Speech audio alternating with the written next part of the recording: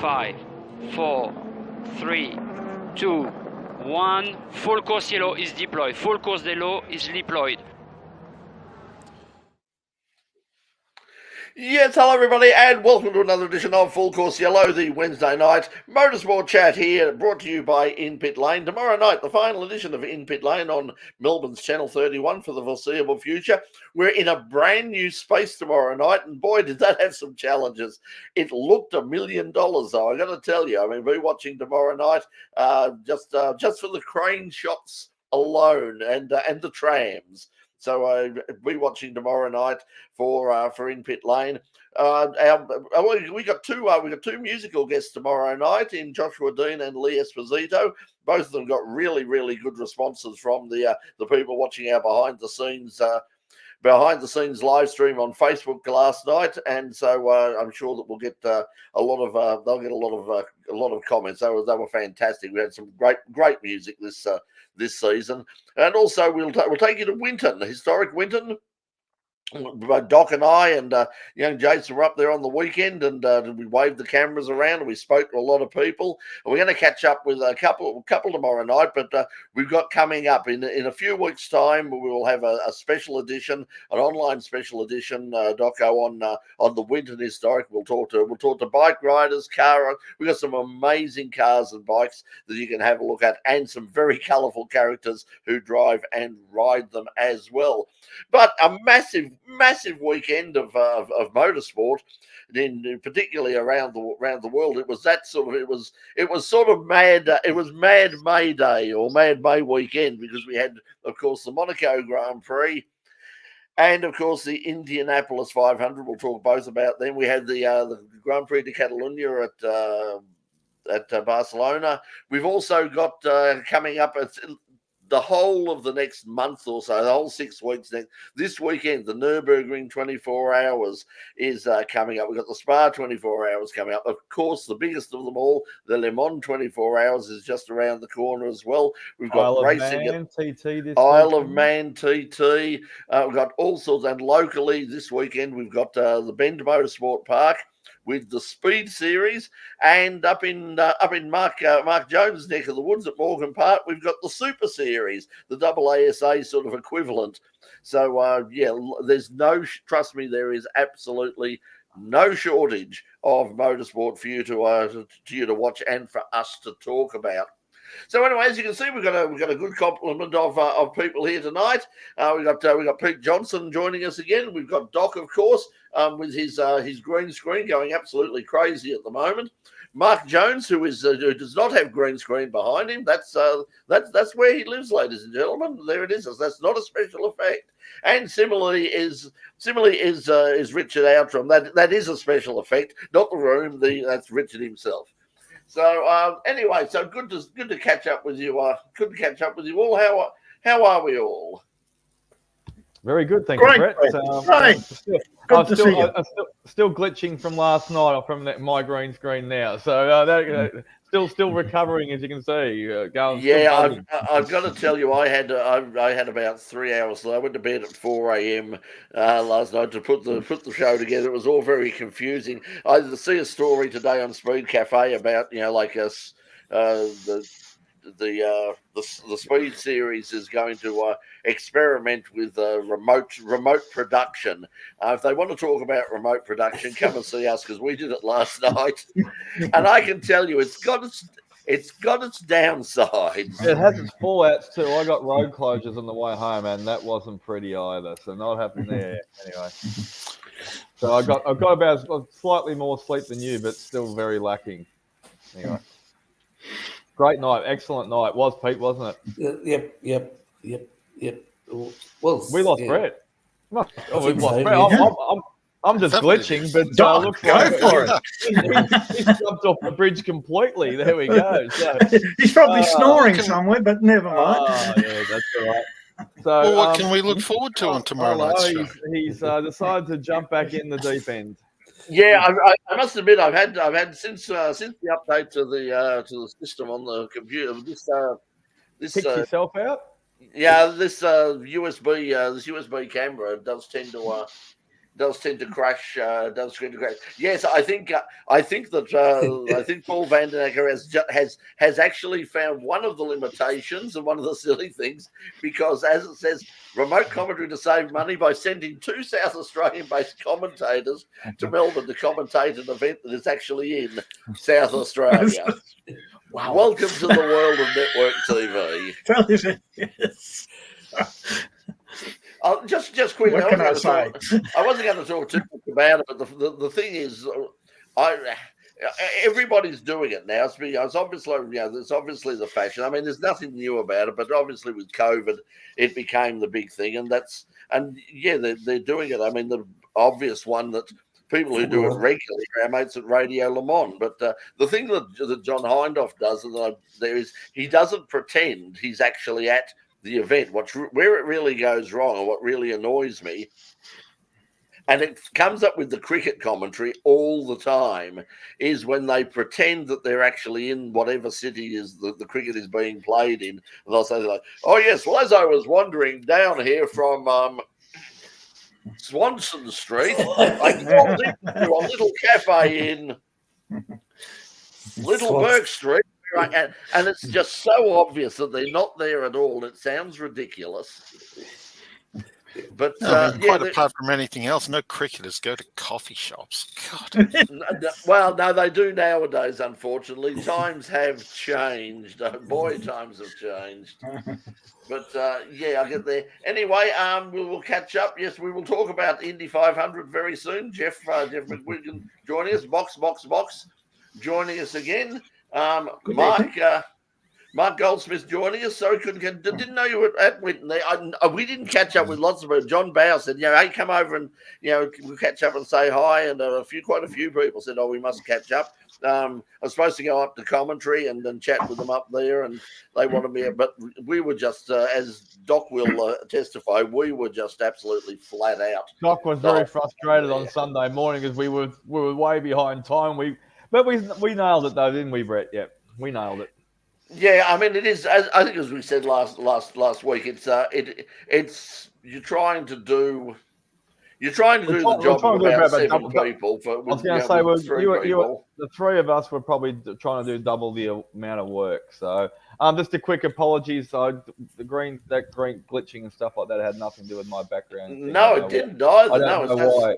It's not. That's actually your cam. That's your camera is. There's nothing wrong with it. It's the usual setup, identical each week. So I don't know why it's doing that. The only thing is I could probably jump off and jump back on again. I'll try that. It's probably sunspots or something. Perhaps that's what. yeah. Well, your computer's got COVID. Still the sunscreen or the sunspots from last night from the massive amount of lighting and cameras that we had in the media portal / space, which was absolutely awesome. Huge credit. Brett's touched on it. Before we get on to motorsport, though, really massive. It was our end of season, half year show, and I just want to throw out a great big thank you to all the crew. Thank you, first of all, to RMIT and RMI TV and the Tex for setting up the place, which was in conjunction with another show. They were doing Newsline earlier. In the piece, I think it was either in the day or whatever it may be. So, what we didn't actually know is that we were actually running it in for them, because I thought that they had actually done their first show was. We were the guinea pigs. So we were the guinea pigs. We walked in there and basically said, helped and knocked all the rough edges off. So I haven't seen there, but Newsline. We've certainly got the scars to prove that. Newsline coming in every afternoon until I think until for the end of this week, twice a day, 4:30 and 5:30 on Channel 31. They're doing it live from that venue. But our advantage was, of course, they're doing it in the afternoon when the sun's out. We were doing it at night, and I tell you, it looks amazing. It really, I knew it would look good, but it was fantastic. The good thing about that's why I said a huge thank you to everyone, especially the tech gurus, James and Nico, who was on last night, and I'm sure there's others involved, but also the lighting and audio had to sort of just run by the seat of their pants and jump around with leaps and bounds, and they did an amazing job. And a special huge mention to Mike, who is qualified to operate the boom crane or camera or whatever you'd like to call it. Heavy lifting, I called it, and he liked that analogy with the credits. But He just did. He's got experience of doing it before, so he did an incredible job.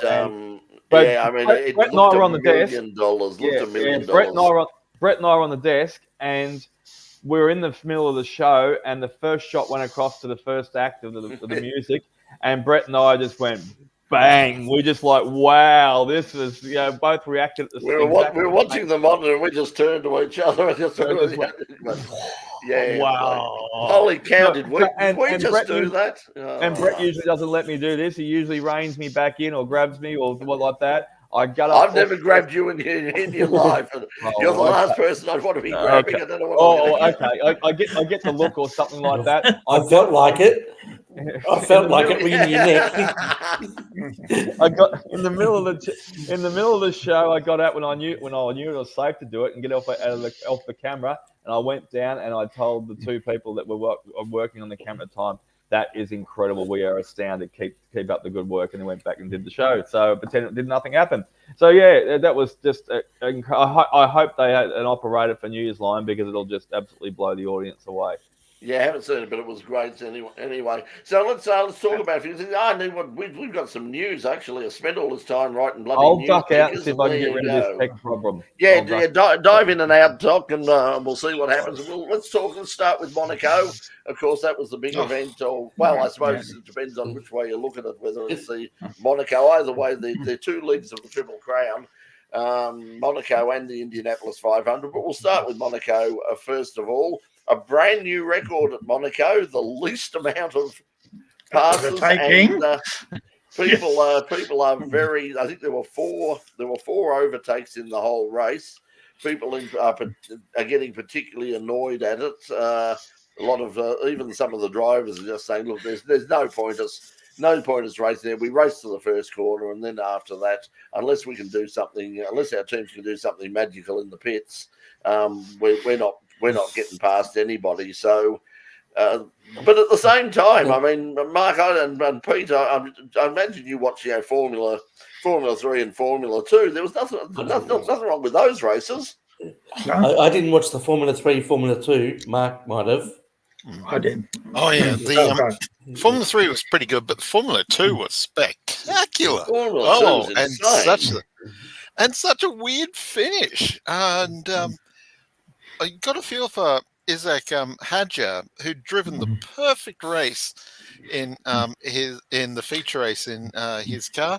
He'd led once the pit stops were complete. He'd done everything right, put himself in the right position.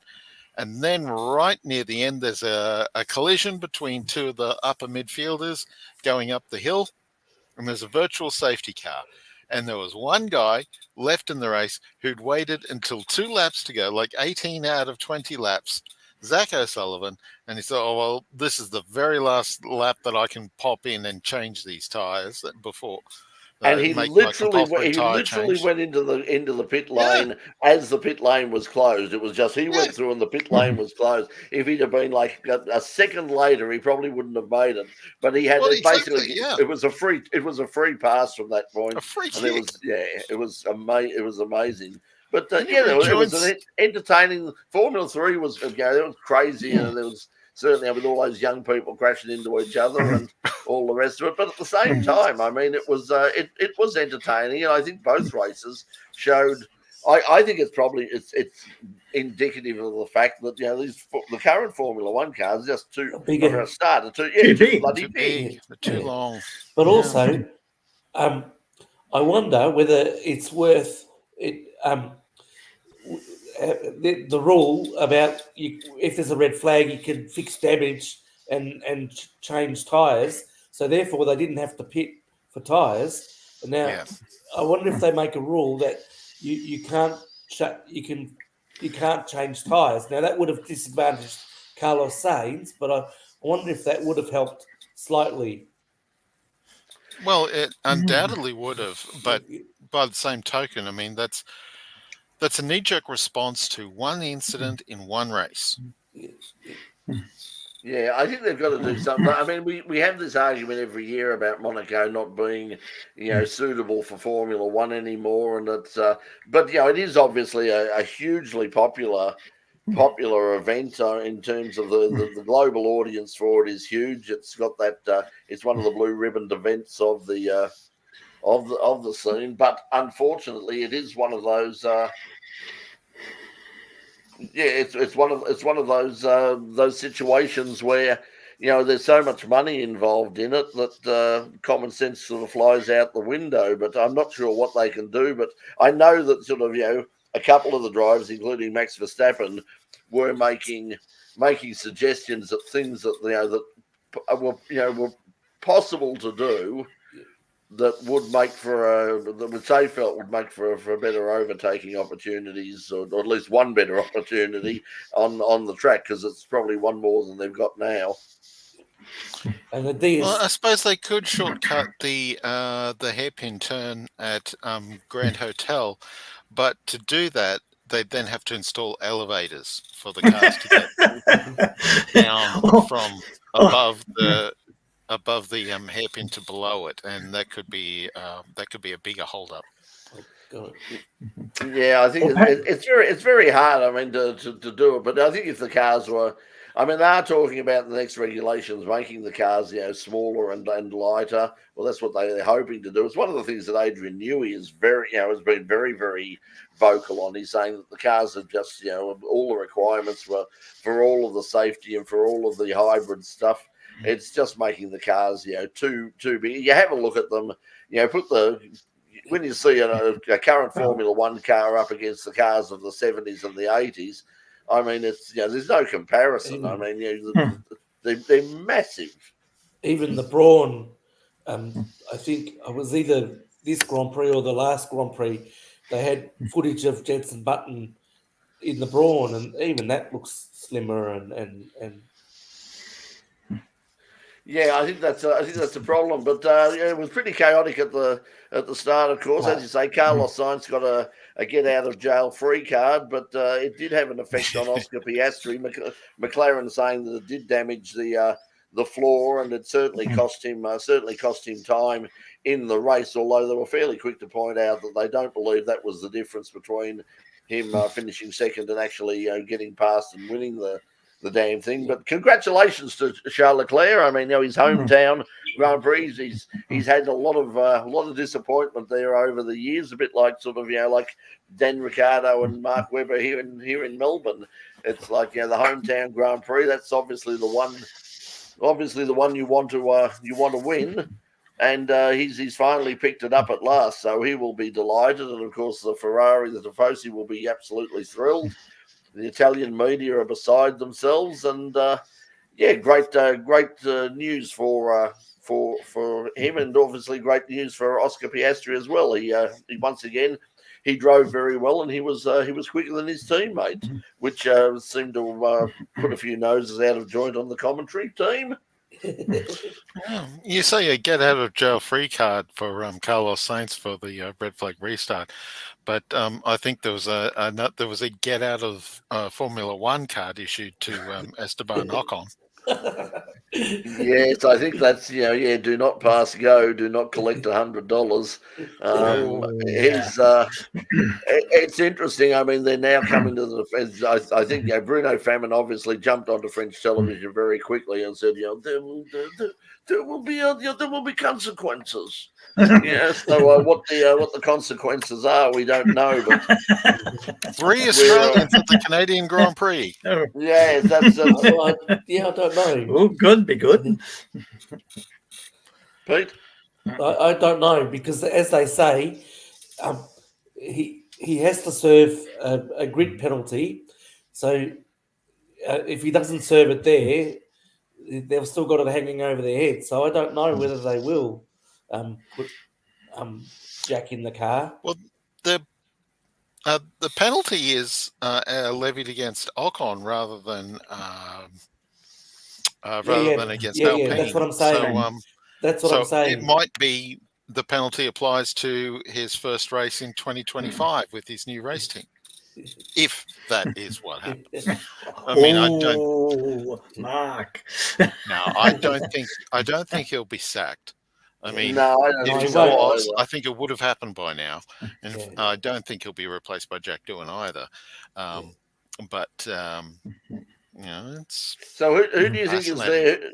Who do you think is coming across then? Because I mean, Jack is. They seem to. I mean, Alpine seem to be very keen on Jack. They seem to be very high on him. In all of the interviews, they're saying that they're desperately hoping to find a spot for him, but they've got nothing unless it's a straight swap with Ocon out the door. It's not like they have other teams they can sort of farm him out to.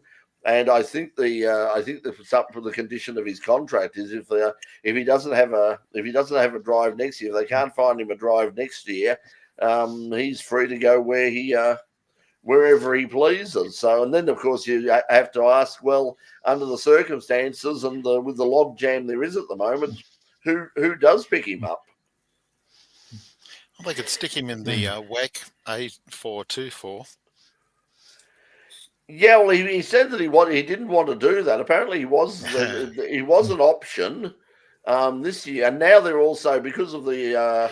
It'll be interesting to see what happens at Le Mans. I mean, but the French media are going crazy at the moment, saying that and they're saying that it probably won't be Jack Doohan, and they're saying that even for they're saying the only reason that he won't do Canada is because he will be at Le Mans, and that is they're saying Mick Schumacher is the go. They're saying the Alpine are very, very keen to get Mick in, and of course Mick's driving for them at Le Mans in the hypercar. Although he is under contract as a Mercedes driver, though as well, is Mick Schumacher. They're one of, I think he's their reserve driver. Yes, he is, and I think it was Esteban Ocon. I believe he's managed by Toto Wolff as well. Yes, I think you're right there too. Pete. Oh, what a tangled web we weave! They all weave. Yeah. Yeah, I think that's there. Now, as you see, just going past the bottom there, Italian media at the moment are quoting that they're saying for sure that Antonelli, the young driver, is a definite to replace Lewis Hamilton at Mercedes next year. They're saying that he's basically signed, sealed, and delivered, and he'll join George Russell at Mercedes. Rather than sort of get an experienced or a current driver to move across to Mercedes, they'll grab Antonelli because apparently they think very, very highly of him, and they don't want to lose. They don't want an Oscar Piastri. Oscar's sort of changed the landscape a bit because like a lot of when they talk to a lot of the team owners and the managers about young drivers in Formula One, a lot of them use the words, "Well, we don't want him to be doing a Piastri." Like Alpine lost him. We've got whoever, whether it's Antonelli or Behrman or whoever they've got and that they think highly of. They don't want to wait. They don't want to wait too long. They can't afford to wait too long. Otherwise, they'll fly the nest and they'll go elsewhere. So who do we chop out? Who do we send packing? Well, that's $1 million question, isn't it? I mean, like who does go? I think one of the people to go is going to be a young Western Australian called Daniel Ricciardo. Because I think that he's showing flashes here and there, but really, I mean, when you consider how Yuki Tsunoda is doing, and Daniel keeps coming up with I couldn't get the tyres to work, I couldn't get this to work. It's the starts. The starts of the latest one. Yeah, the starts we can't. Not much. Well, his starts have never been good. In fact, I remember saying in an interview about sort of heading down to the Dandy Drags one night, and grabbing the hire car and heading down to the Dandy Drags and working on his reflexes because his starts have always been bad. So. The other thing, the other one to consider is whether Fernando persuades himself or someone gets in his ear and he finally retires. There might be another spot there. We'll see. And then maybe in Fernando's not going anywhere. I know. His contract's only still for 1 hot. more He year. can still drive. I know. Don't get me wrong about that, but priorities change in life. Have a look at Rosberg. Have a look at Seb. Even though he was on the slide, all the different things. Things can change in 12 months. We'll see. Yeah, I mean, as Jared is saying, RB Visa needs his experience. He certainly helps. The experience certainly helps, but I think after next year, I mean, Yuki's Yuki's going to be well settled in, although he's not the he's probably not the Yuki's probably doesn't seem the most stable of young men. He seems to lose it fairly quickly. lose his rag fairly quickly. So perhaps that's not the ideal situation. But yeah, I don't know that Daniel. You'd think with the money that they'd be paying Daniel that they'd be wanting a lot more out of him than he's giving them at the moment. And I just can't see him going to Red Bull. Even if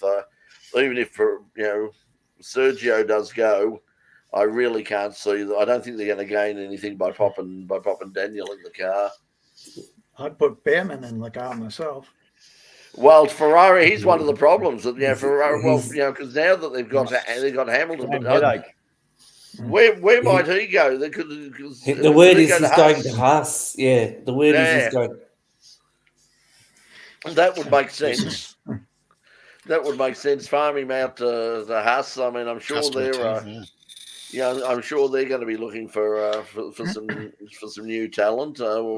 Probably in two cars because I think they'll get sick of Magnussen risking penalties and And Hulk's already got his drive for next year lined up. Yeah, he's got there. So unless they bring over somebody like Valtteri Bottas or somebody experienced, whether they want someone that experienced, but otherwise, I mean, it could be a great opportunity for Ferrari to just say, "Hey, we got a couple of kids that we want to make sure that we keep in the family, and this is the ideal place." We've suddenly we've got two opportunities open up that we can dump them into.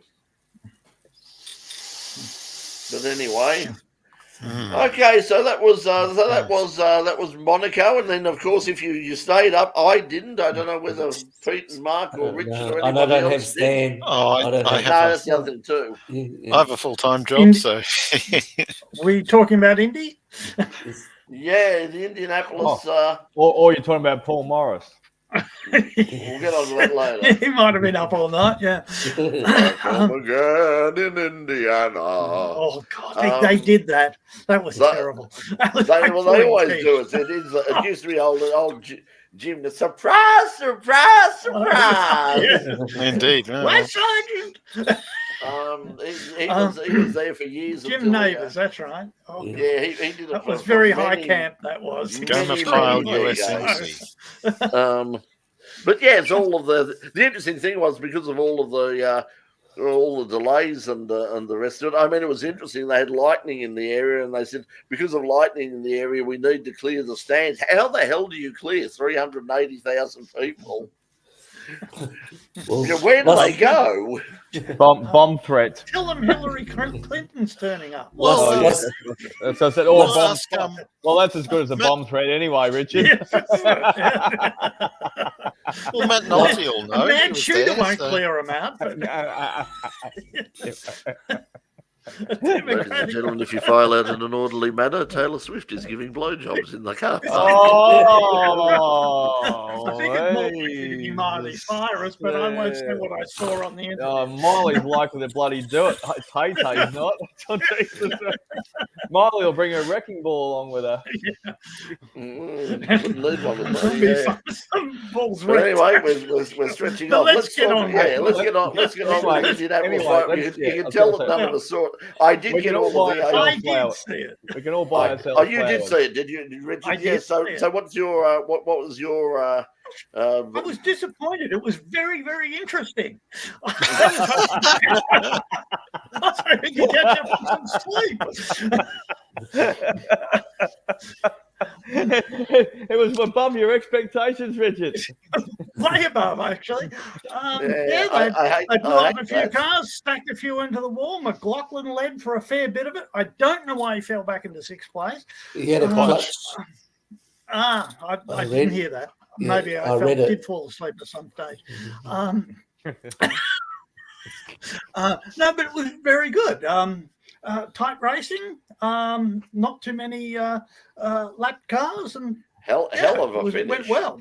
Oh yeah, four cars almost to the end, and then a lead change on the very last lap, 2 corners to go. Oh my goodness! I could see Newgarden coming though. So what was that, Mark? You only just had to watch the last lap, and that was it. Well, if you want to be like that, then sure. I mean, you could say that of almost any motor race, really. That was your contribution to the highlight. You just gave everyone talking, so I'm thinking maybe Mark might be on something there. There was plenty of content. I mean, the interesting thing was, I mean, if you didn't want to be a Quist, because there were lots of Quists who had problems. I mean, there was Rosenquist and Lundqvist and Blomqvist, and all the Quists seemed to have huge problems in the race and put it into the wall. Where all the Quists come from? And so did Powerquist as well. I mean, so Will Power put it in the well-known Danish driver from the little Danish town of Toowoomba. He put it into the wall, but that was quite a big whack as well. The wonderful thing is, look at Mark. The Toowoomba Tornado got caught up in quite a Quister. Yes. You've been waiting all day for that one. Well, I didn't know Quist was going to be a thing. He's been waiting there. He's filling in for Dave Stillwell. I mean, in terms of the bad puns, Dave's too busy at the moment. He's out working on more bad puns. So. Yeah, he's doing his stand-up gig somewhere. But anyway, it was a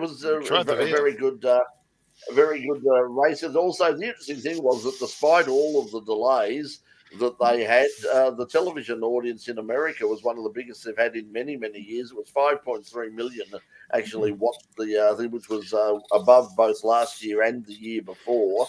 So they're obviously very, very happy about that. And a lot of it is once again coming they're saying it's the reflected sort of glory coming from Formula One and the Netflix thing, because they say that people who weren't all that interested, some of the Americans who have suddenly become interested in Formula One are suddenly going, well, we got something that's a little bit like Formula One here as well. So we might have a look at that. And so that's really good.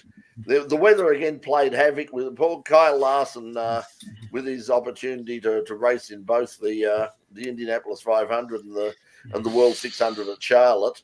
That didn't go well. It was the weather really played havoc with that, because both the Indy was delayed, and so was the 600. And then the 600 ended early as a result of that. That was fairly chaotic. I haven't actually got around to seeing any of the footage because it was delayed so much. I didn't get the VNR, the highlights package for the show. Weather's playing havoc. Everything. Day 2 of Isle of Man qualifying was all being cancelled completely the whole day as well too, because of bad weather. So there you go. I wouldn't be messing around with the weather there. That's for sure. Doc, do you know if that's being shown? Well, perhaps Snackers or something. Anywhere here? It's on Stan. I think I'm pretty sure the Isle of Man. On Stan too. No. So what's on Stan? I think they're doing their own stream. Yeah, that's what I thought too. Because there's been constant adverts everywhere for the Isle of Man live stream. Isle of Man, it was their own stream, and I can't remember what the pay-per-view was on that one. But it's a pay-per-view, is it? Right. A few people did comment on it and said that the quality of it was excellent last year, and they're going to sign up again this year. So, and that's just that's not the spammers or the Indian tech guys. Well, once again, it's like there's just absolutely so much stuff available if you've got, because as I said, the Nürburgring is on this weekend as well, the 24-hour, and also the classic Nürburgring as well, which is sort of the support event to the Nürburgring 24 hours. That's about a 4-hour race in and of itself. With a lot of great cars in it, and obviously anything happening at the Nürburgring is worth watching. So that's going to take up a huge slab of the weekend. I'm going to miss a lot of it because I'm going to be out there. So Matt Campbell, all the top drivers are there. It's such a chaotic time. Speaking of chaotic time for sports car drivers, next. Boy, you'd be if you were a top GT or sports car driver in January and February next year, and even into March, you're going to be chalking up some serious frequent flyer points, because we had the announcement that the Bathurst 12-hour is going to be run from the 30th of January or 31st of January through to the 2nd of February. So that means it's back to being just 1 week after the Daytona 12-hour. And about a week before the two rounds of the Asian Le Mans Series, and then soon after that, we've also got the opening round of the World Endurance Championship, and of course the second round of the IMSA North American Sports Car Championship, the Classic Sebring 12-hour. Brett, Also take a breath. Take a breath. Yeah, it's going to be crazy. I think more importantly for the B12. That puts a little bit of distance between their calendar and because their target audience for international entries is Europe rather than the American and Asian series that you mentioned just then. So they're always where they're going to get, So they're more likely to get more cars doing it that way. Well, the problem is you've also got even a couple of weeks before. Before Daytona, there's a Dubai 24-hour as well, which is becoming increasingly large because of all of that. Yeah, there's some serious money there, of course. So that's the Creventic series, though. That one, isn't it? Yeah, it's the biggest one of the Creventic races, but it is still that sort of third tier international GT series. So, but it certainly does take a lot of possible interest out of it if we can't get some of those big teams. But already we've heard that Ford have said on Mark Westbrook has said on many occasions that he wants to see the GT3 Mustangs running on the mountain next year, and you would hope that if the Mustangs are running there, that somebody here is going to put their hand up to try and get hold of one of those Corvettes that are being there. I know that they've already said that they've had approaches from teams in Australia, and it wouldn't surprise me if one of those teams is in Triple Eight.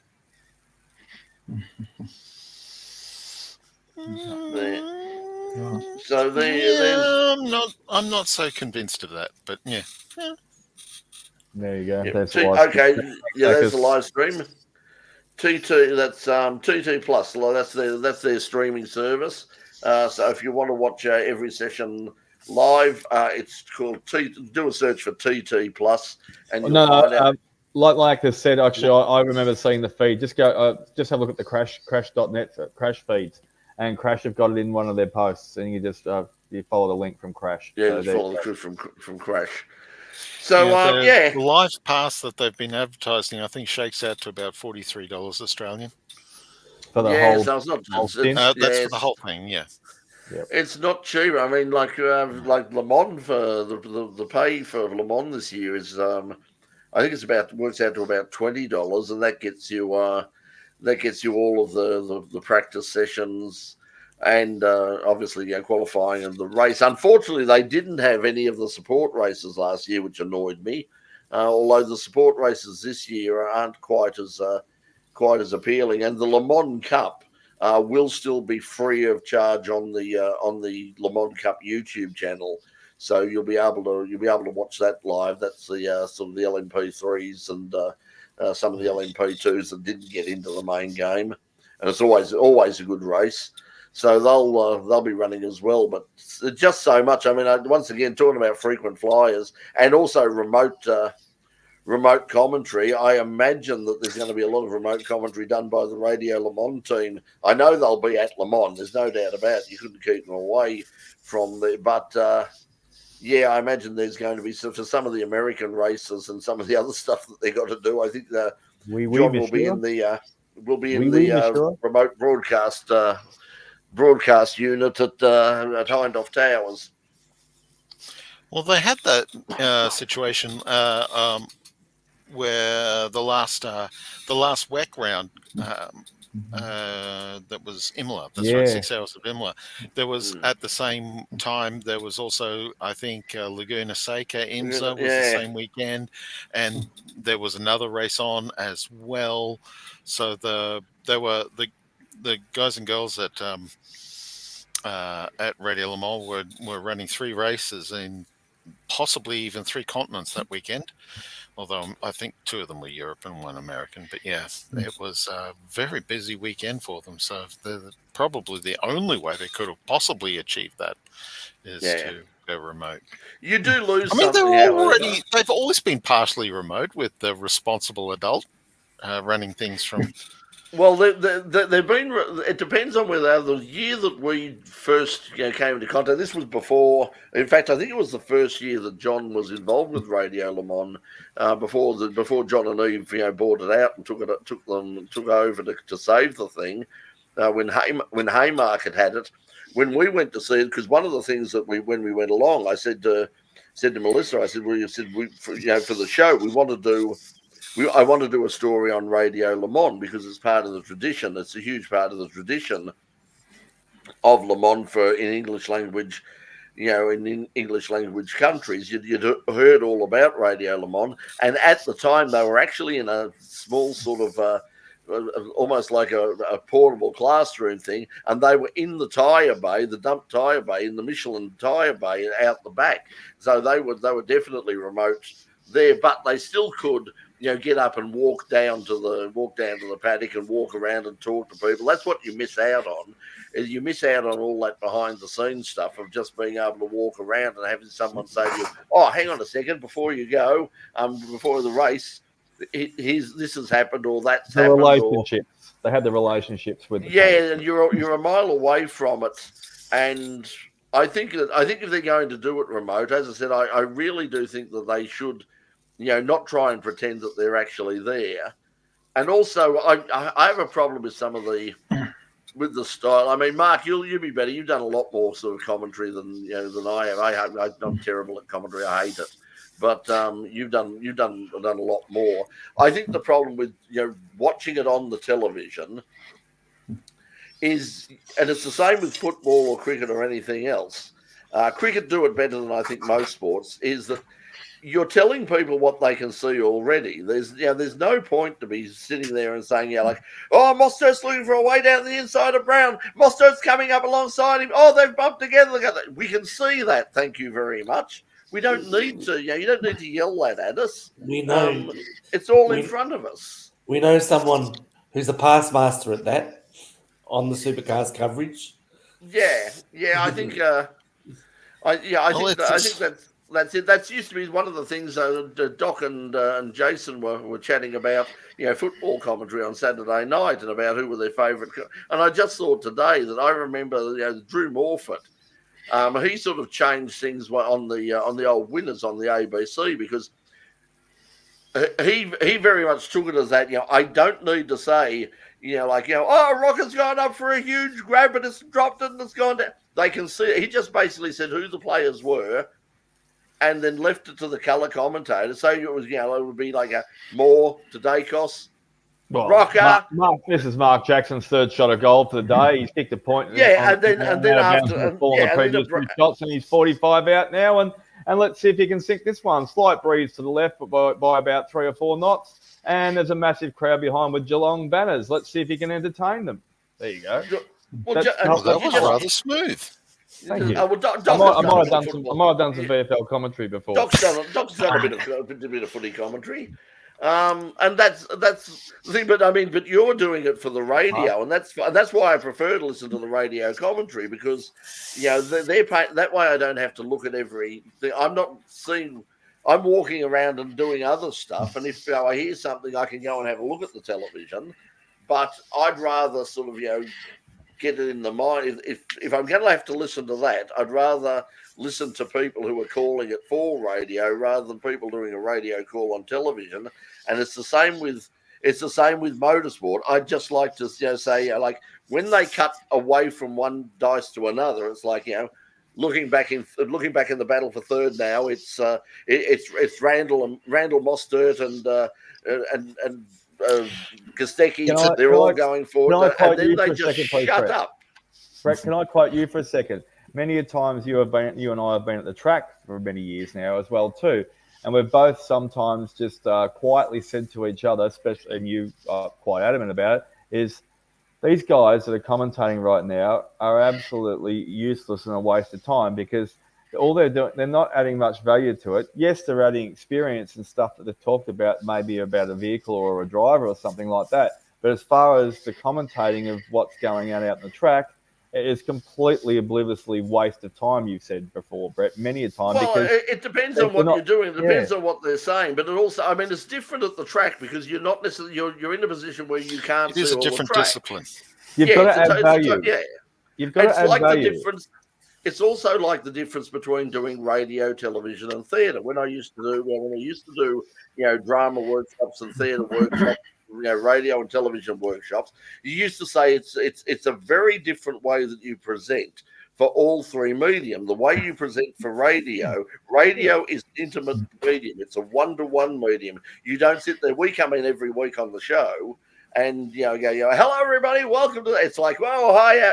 You don't do well. You shouldn't do that on radio. Actually, Brett, remember a few years ago, Brett, you had to get me out of the habit of saying a couple of things every now and again because I was still presenting like I was on radio. And you said, Doc, you don't need to say that anymore. And I got it out of my system a long time ago, but it took me a little while to go.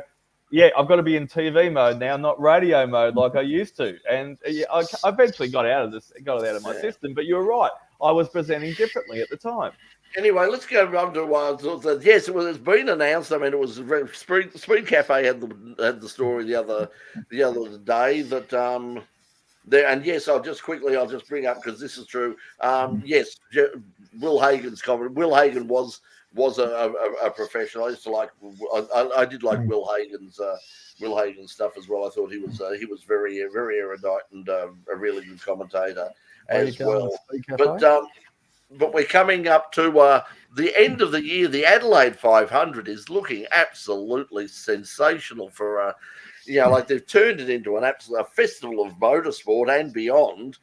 Because not only are you going to get the supercars and now the stadium super trucks are coming back and everything else that's going to be happening on track on the streets of Adelaide, but in that actual environment, they're going to build a temporary speedway and motocross track, and they're going to have sprint cars and around the Australian Supercross Championship. Are they going to have room? Is the state of Adelaide big enough to hose all this? I don't know how they're going to get the crowd because the crowd's going to be enormous, and on top of that, Saturday night concert, crowded house. Barnsley.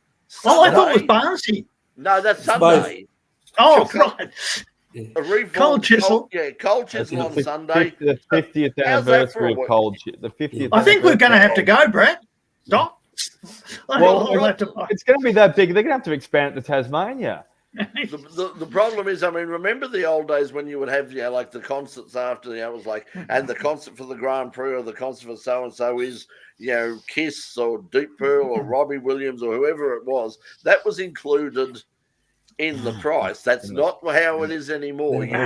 If you go there, if you want to see Cold Chisel and or Crowded House, you have to pay extra for that. And I think it works out. Richard, you had a point. We should go. It does remind me of an XL.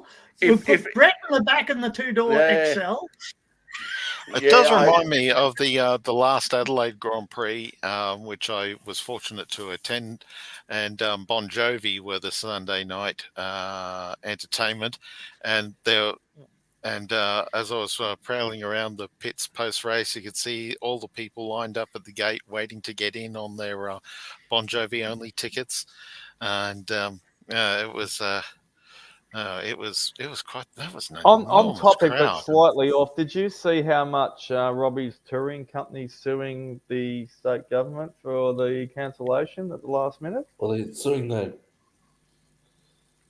Australian Grand Prix Corporation and state government. Well, there's plenty of parties that are suing, but I picked one of them. Did you see how much they're suing him for?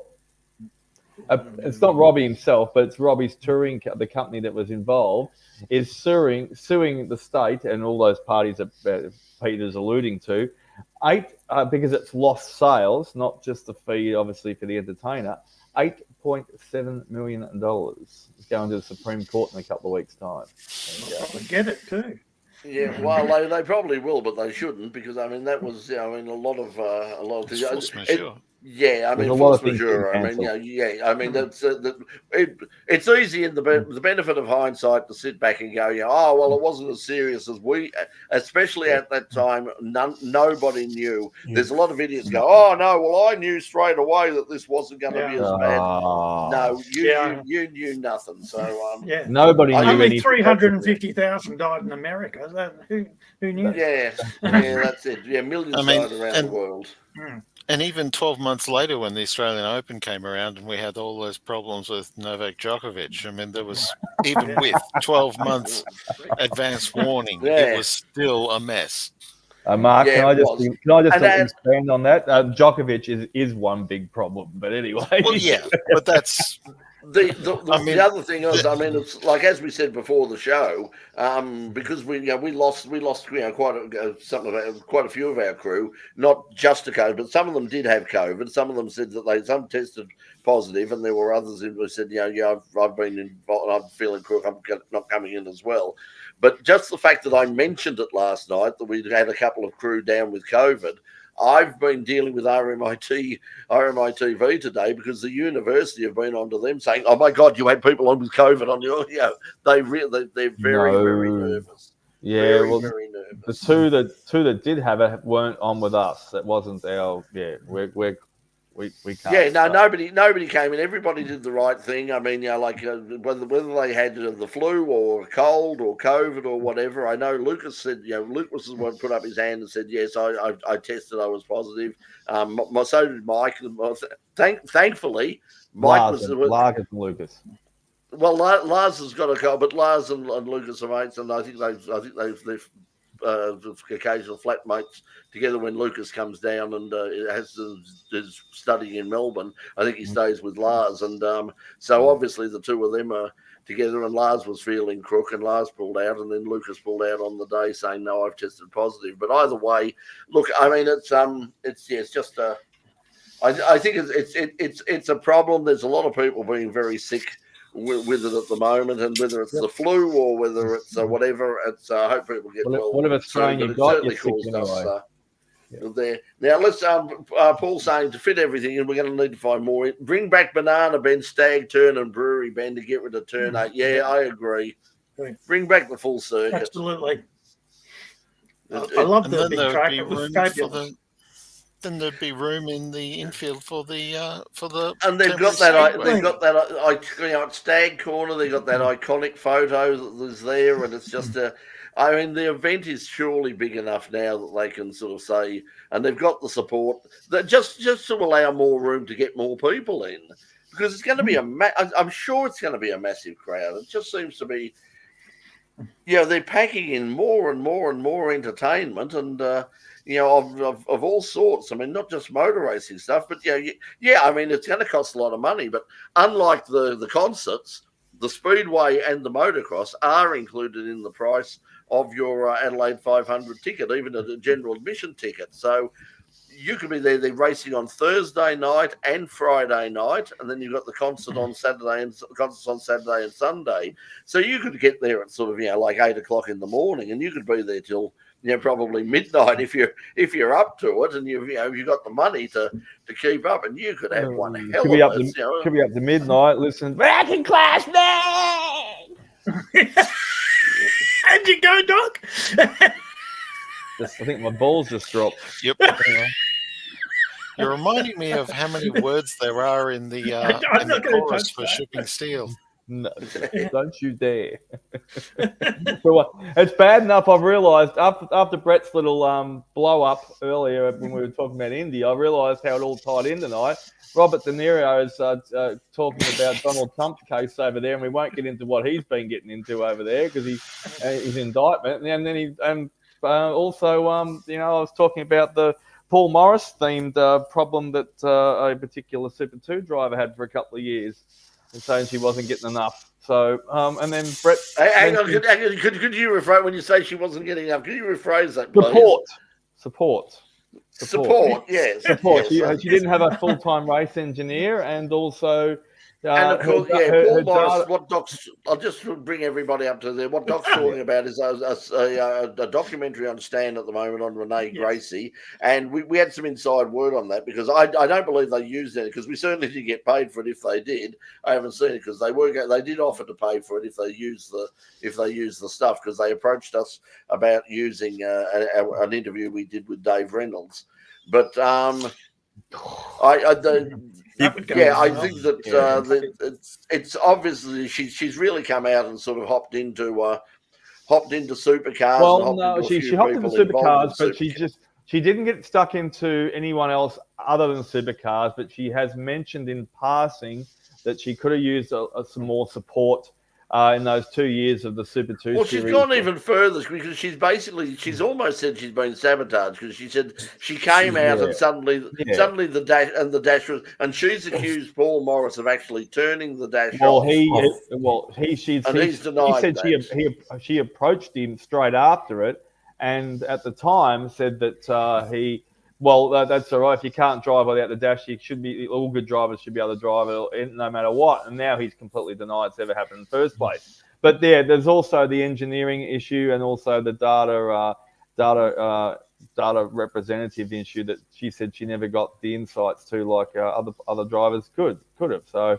And the interesting one that I got on the weekend, and from somebody who was involved in this sort of semi-directly, someone who knows some of the facts involved, did point out the fact that that whole thing with Dave Reynolds. We won't go into the full details, but obviously that was a bit of an outcry at the time. The interesting thing was she has apparently claimed to, I don't know whether it's on the interview or whether she's just spoken to this person that I spoke to who apparently knows her, she said, I laughed it off, said there was absolutely nothing, and was basically told by supercars, no, you don't laugh, that we're going after him. I mean, we're making a point here.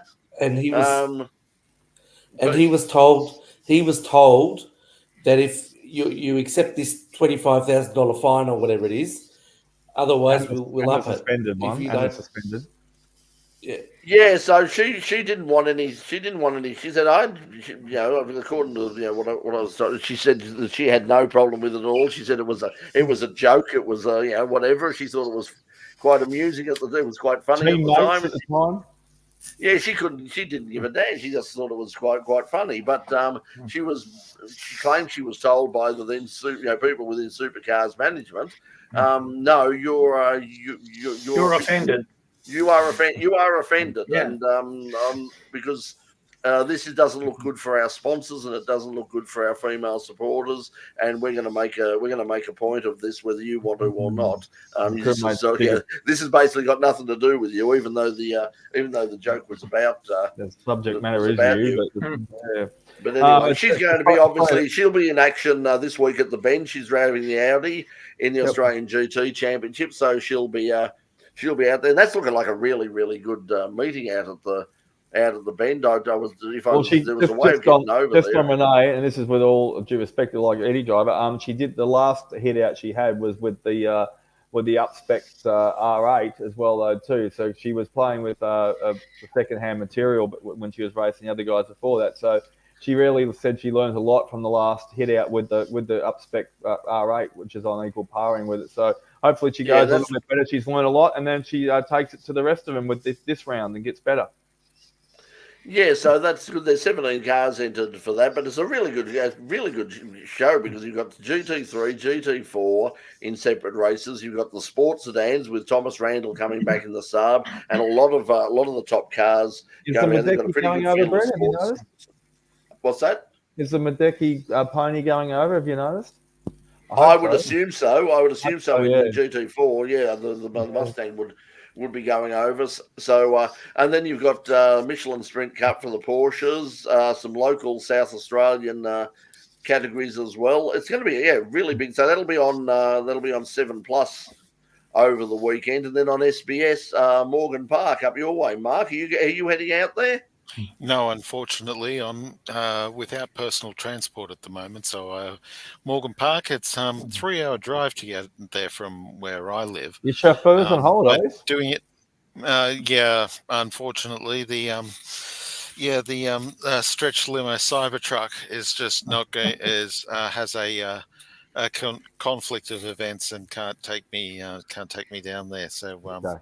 Yeah. Anyway, listen. Before we go, Doc, do you have No, I think we've wrapped up a bit of Moto GP in the show for Thursday night. So that'll be on as 9:30, channel 31 or 44 on your digital dial. So check out our show last of the season. I'll do the wrap for that, Brett. And yeah, it's an amazing show. Don't miss out on it because there's lots of camera angles. There's us two being idiots as usual, and Brett's had to put some extra content in. But the Winton special was fantastic.